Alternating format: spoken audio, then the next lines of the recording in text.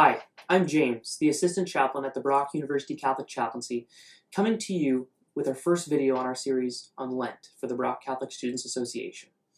Lent is a season of the Church during which we await and prepare for the resurrection of Christ at Easter. Like Christ, who prayed and fasted in the desert for 40 days before the beginning of his ministry, so too do we fast, pray, and give alms as we await the great season of Easter. Prayer. We increase the quality and quantity of our prayer to unite ourselves more closely to God, to understand His will in our life, to correct the errors that we have done in the past year, and to affect God's will in our life more perfectly. Fasting. Especially on Ash Wednesday and Good Friday, the Church requires us to fast from food, and we're also asked to and required to abstain from meat. Now on these days, we eat one meal and two smaller meals that don't equal a meal.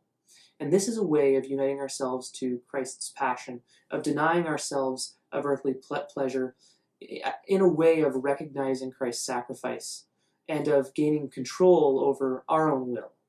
In a smaller way, we are suggested to give up something good that we enjoy during Lent, for the exact same reason.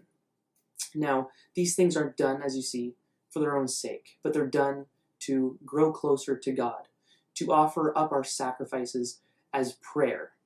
And also, if you think about it this way, if we can gain control over ourselves, to deny ourselves of something good that we want, then all the better are we prepared to, in the face of to sin or not to sin, we can choose God in these moments.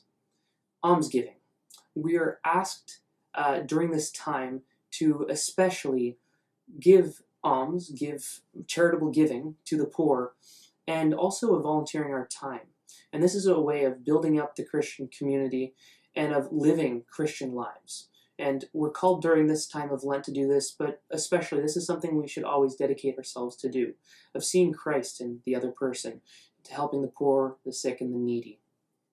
Now, just as people during spring do spring cleaning after the winter, think about Lent as a time of spring cleaning, so to speak, of our spiritual life and of our soul.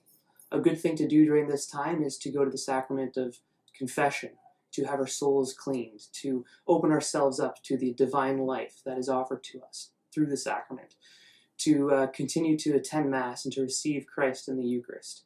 May this time be a time of spiritual growth and of uniting ourselves more closely to God.